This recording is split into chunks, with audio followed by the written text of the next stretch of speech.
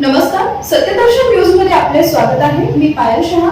एक नजर टाकूया आजच्या ठळक घडामोडीवर. सोन्या चांदीचे नवे दर पाहून वाल थक्क.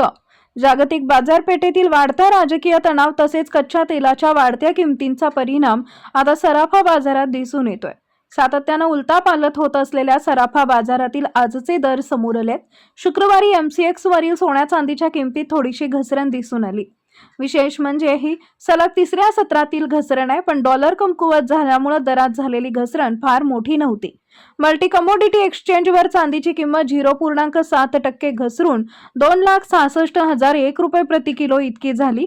तर चांदी पाठोपाठ चमकणारा धातू सोन्याचा दरही घसरलेला दिसला. सोन्याच्या किमतीत 0.3% घसरण होऊन प्रति 10 ग्रॅमसाठी ती किंमत 1,59,764 रुपये इतकी झाली आहे.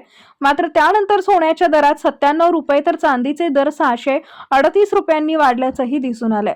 स्थानिक बाजारपेठेत तसेच आंतरराष्ट्रीय बाजारातही मौल्यवान धातूंची घसरण झाली.